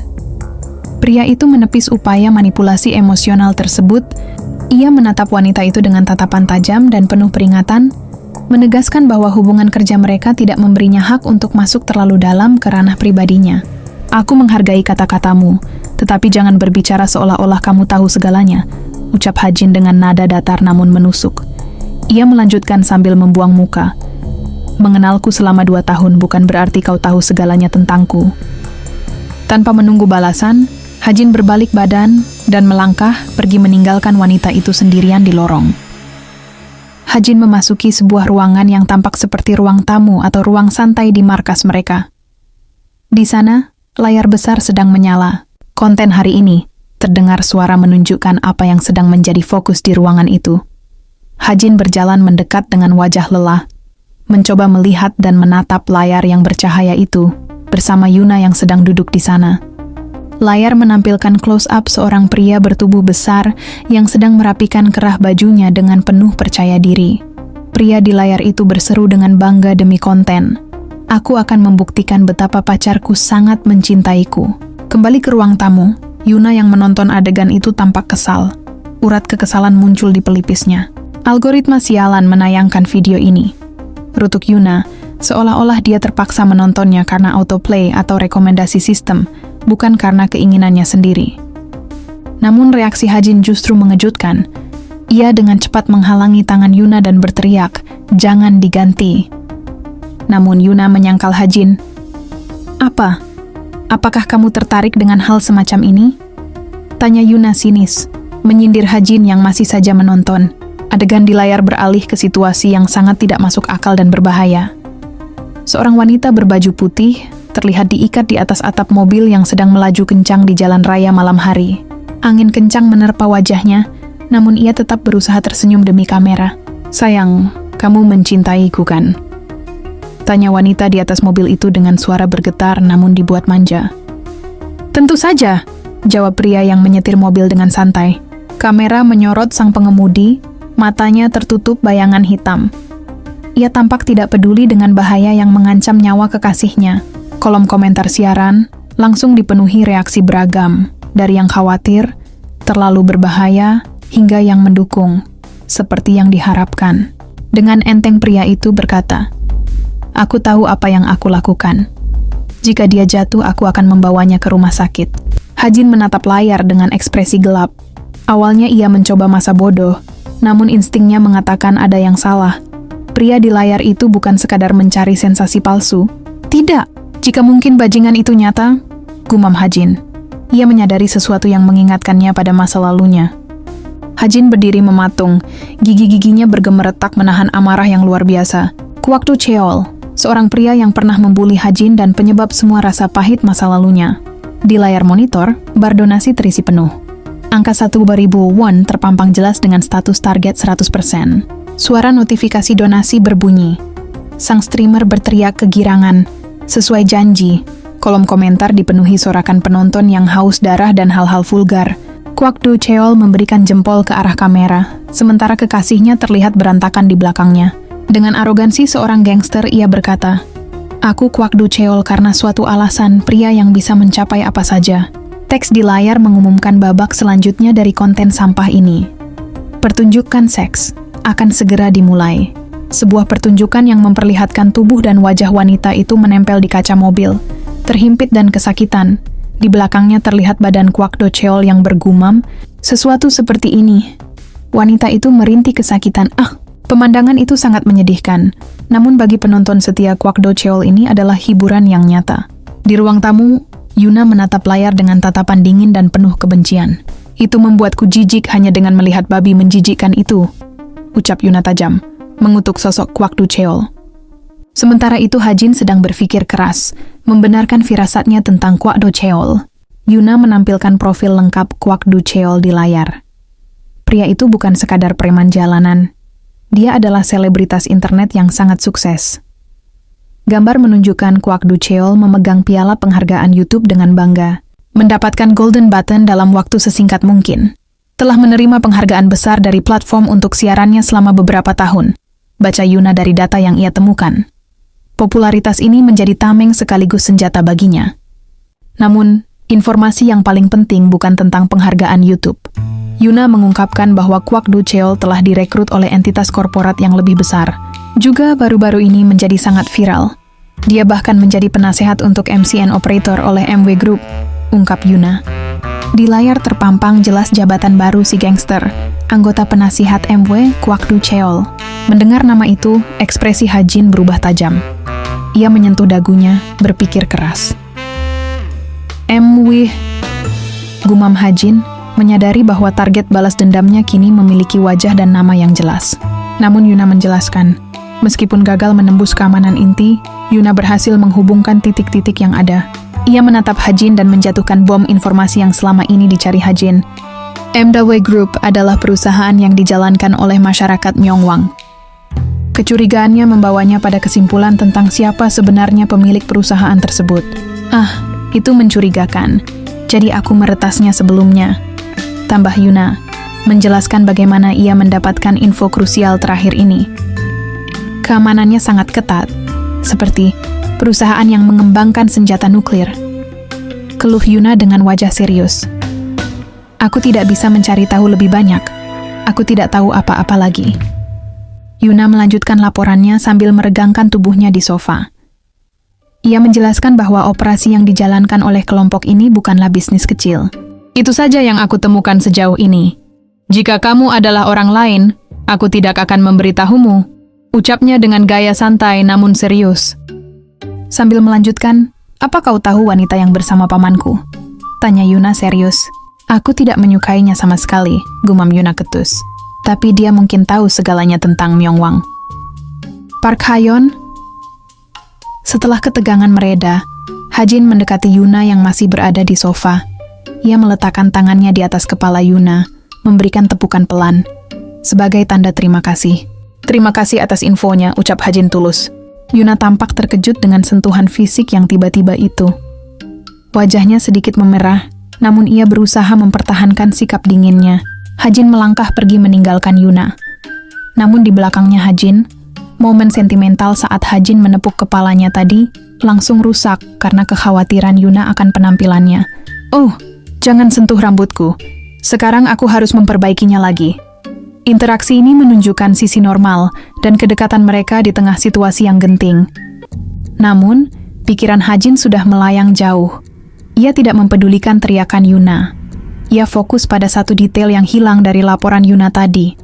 Meskipun Yuna adalah peretas hebat, ada satu nama yang sama sekali tidak muncul dalam data MW Group, dan ketiadaan informasi itu justru sangat mengganggunya. Tetapi fakta bahwa tidak ada satupun penyebutan tentang dia tidak membuatku jelas, pikirnya. Informasi yang baru saja ia terima tentang koneksi antara gangster Kwak Du Cheol dan MW Group, masyarakat Myeongwang, telah memicu niat membunuhnya. Ia merasa ini adalah jalan pintas untuk menyelesaikan traumanya terlebih dahulu. Aku pikir membunuh bajingan itu akan mengubur masa laluku. Batin Hajin meyakini bahwa menghabisi nyawa si gangster akan memutus rantai penderitaannya. Sebuah ingatan masa lalu muncul di benak Hajin. Sepertinya Seeun tidak pernah ada, gimam batin Hajin. Organisasi itu telah menghapus eksistensinya sepenuhnya, dan fakta itu membuatku jijik, rutuknya dalam hati.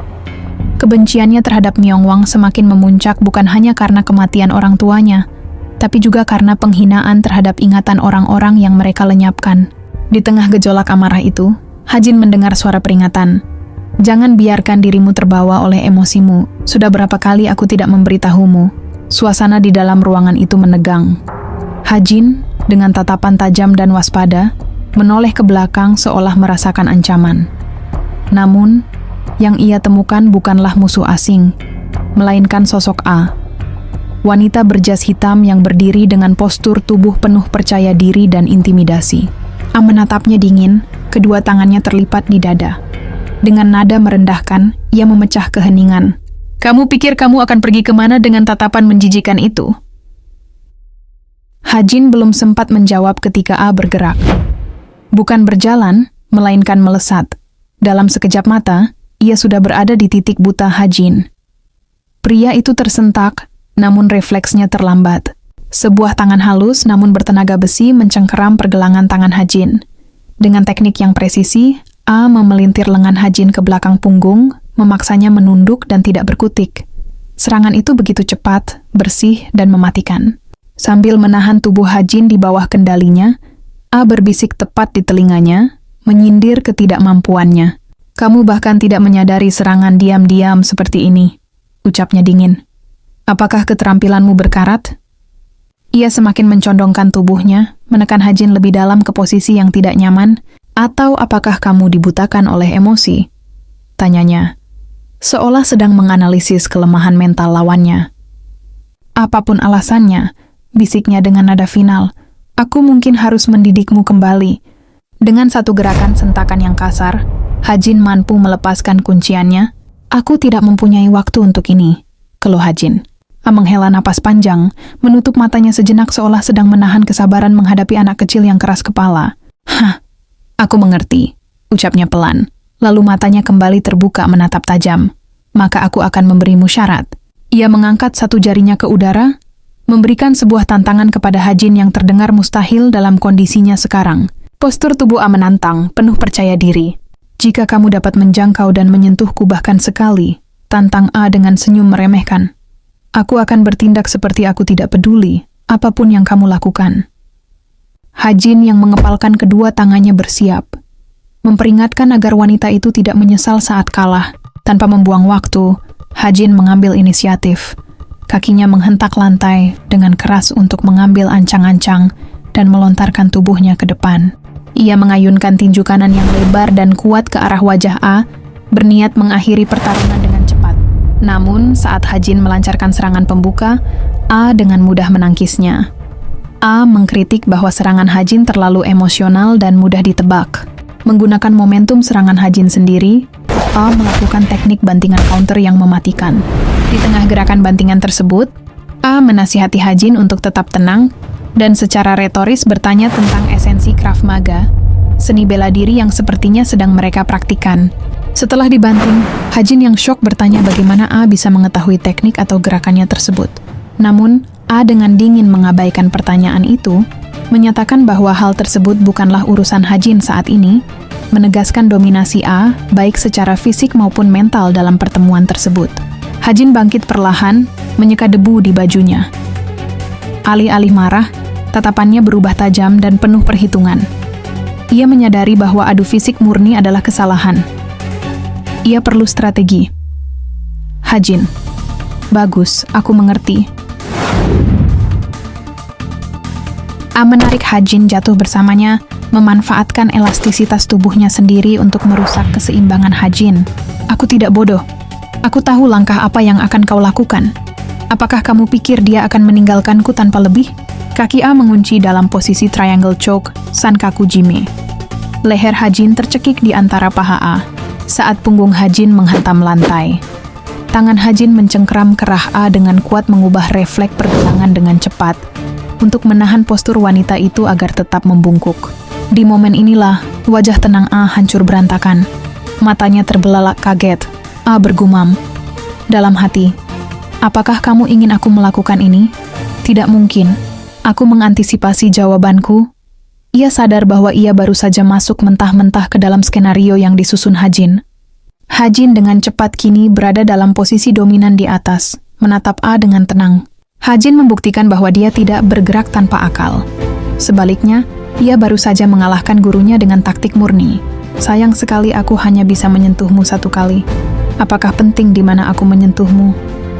Hajin melepaskan satu tangan bukan untuk memukul, tapi untuk menunjuk wajah A. Sebuah gestur kemenangan mutlak. A hanya bisa terperangah sejenak melihat Hajin yang kini telah menyentuhnya sebagai syarat untuk memberikannya izin untuk Hajin. Sambil tersenyum, Hajin yang masih berada di atas tubuh A bergumam, "Jangan takut, aku hanya bercanda." Hajin dengan tenang mencoba berdiri, meninggalkan A yang masih tergeletak di lantai. Namun tiba-tiba A dengan cepat kembali mengunci Hajin. Mungkin karena A tidak terima kekalahan oleh seorang muridnya. Sambil merapihkan jasnya, A dengan tenang bergumam kepada Hajin, "Jangan bercanda seperti itu lagi." Hajin yang masih berlutut menahan rasa sakit di kakinya oleh serangan dadakan A. Mendengarkan ucapan A, "Bukankah kamu terlalu menjadi nakal?" A yang mencoba mempertahankan sikap tegasnya, berkata kepada Hajin, "Karena janji adalah janji." Sambil memalingkan wajahnya, A terus bergumam, "Aku tidak peduli dengan apa yang kamu lakukan." A melangkah pergi tanpa memalingkan wajahnya, meninggalkan Hajin yang masih berlutut. Cerita berpindah di sebuah ruangan bar.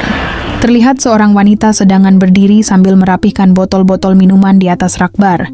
Wanita itu menoleh sambil berkata, "CEO, informasi yang kamu butuhkan aku masih, Mon."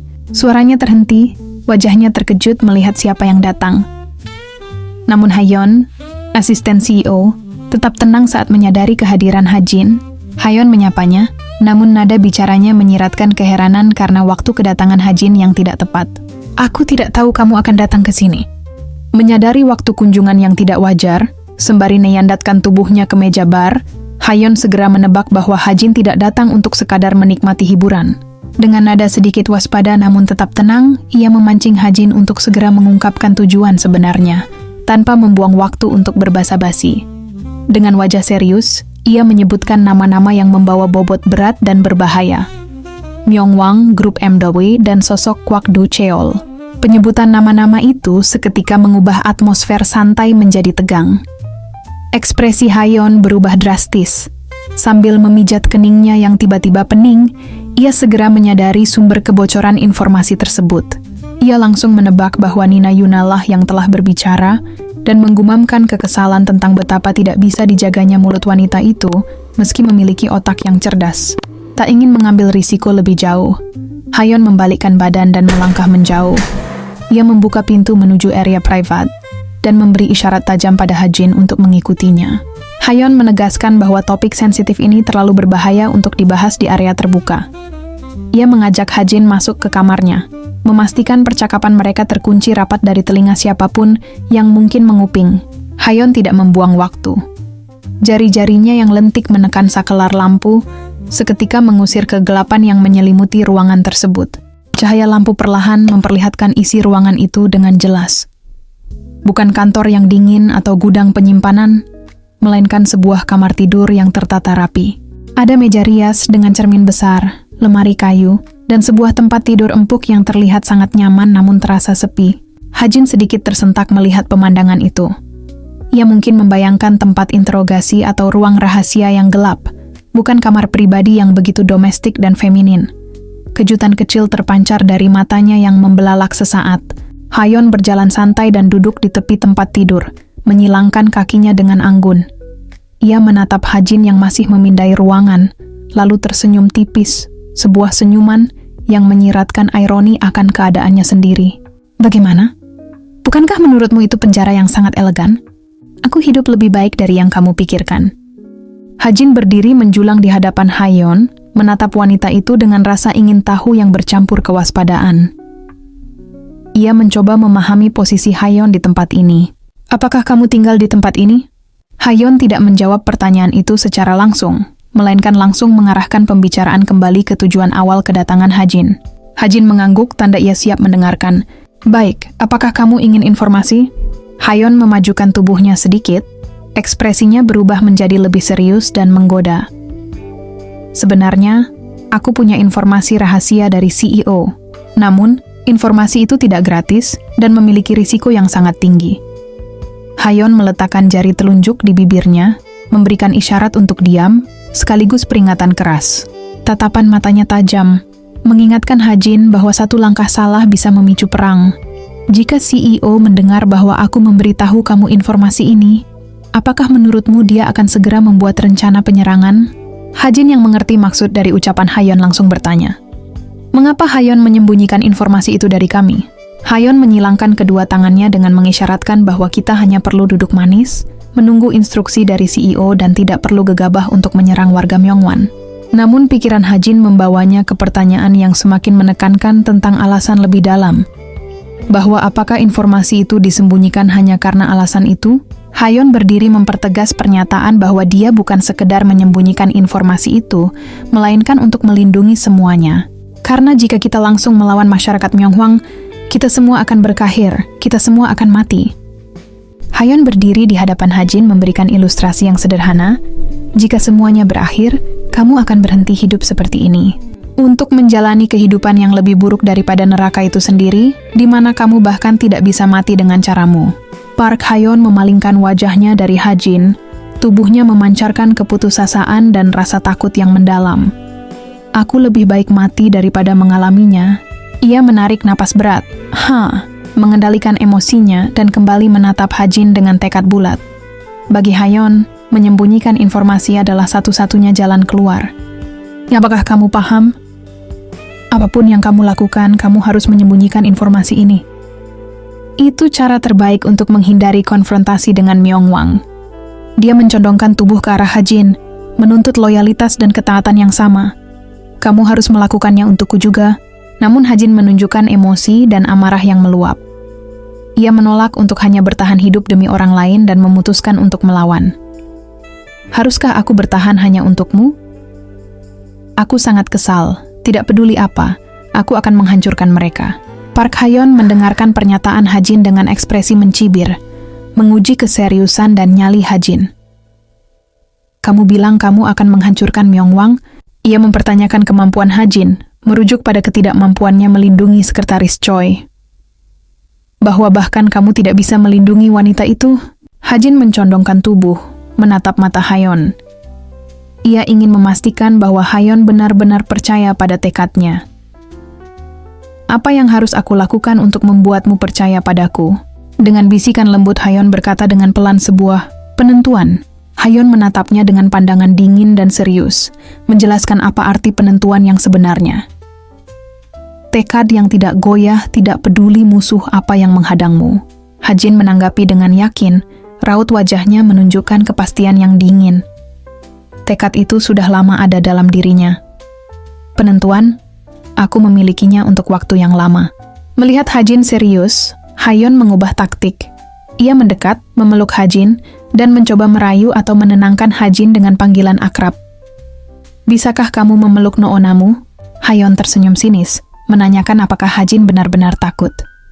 Dia menguji ketakutan Hajin dengan membandingkan lawannya, menegaskan bahwa raja segala raja, Myongwan, jauh lebih menakutkan daripada CEO. "Apa? Takut? Kamu bahkan takut pada CEO yang gemetar seperti bayi. Bagaimana kamu akan menentang raja segala raja?" Dengan tekad yang sudah bulat, Hajin langsung mendorong Hayon dengan kasar membuktikan ucapannya tentang keberaniannya. "Kamu sudah mengatakannya, kamu harus memenuhinya," menyiratkan bahwa ia akan menuruti hasrat binatangnya. Hajin melepaskan pakaiannya, sementara Park Hayon sudah terbaring di bawahnya. Itu wajar untuk menjadi binatang. Tangan Hajin mencengkeram pinggang Park Hayon dengan kasar. Mengangkatnya ke dalam pelukannya, Park Hayon terkejut dengan tindakan Hajin yang agresif. "Hajin, mengapa kau melakukan ini? Lepaskan Noonamu." Hajin menatapnya dengan dingin, menantang status Hayon sebagai Nuuna. Tidak ada siapa-siapa, apakah kamu noon aku? Park Hayon kini ada di pelukan Hajin, menanyakan kembali konsekuensi tindakannya. Ia mengkhawatirkan Hajin. Kamu tahu persis apa kepribadian CEO itu. Tidakkah kamu tahu apa yang akan terjadi padamu jika kamu melakukan ini? Sambil memeluk Hayom, Hajin berbisik di samping telinganya. Hajin membalikkan pertanyaan itu, seolah menanyakan apakah aksinya barusan sudah cukup untuk membuktikan niatnya. Hayon tampak lembut dan mungkin sedikit terkejut, berada dalam pelukan Hajin. Hajin mengulangi panggilan akrab yang sebelumnya dipertanyakan Nuuna. Park Hayon memberikan respons yang samar, menyiratkan bahwa tindakannya mungkin bukan karena cinta atau keinginan, melainkan sebuah rencana. Aksi ini tampaknya memuaskan Hayon, yang kemudian mengungkapkan informasi penting terkait Myongwang, termasuk nama anak perusahaan mereka, MCN, dan praktik eksploitasi mereka. Untuk masuk dan memenangkan Myongwang, sesuatu yang mirip dengan manajer umum tidak akan cukup. Hajin harus memikirkannya cara untuk masuk ke dalamnya. Park Hayon mengungkapkan bahwa target Hajin adalah salah satu anak perusahaan Myongwang yang mengeksploitasi BJ, Broadcasting Jockeys, di Flatdong Internet Streaming. Penjaga di sana disewa oleh sebuah perusahaan keamanan swasta. Jadi tidak sulit untuk menyusupnya. Hayon mempertegas dan mempertanyakan kesulitan tentang mendapatkan bukti fatal seperti itu. Hayon mengacungkan satu jari menyiratkan bahwa ia akan memberikan Hajin solusi tentang kemudahan menyusup dan mendapatkan apa yang Hajin inginkan.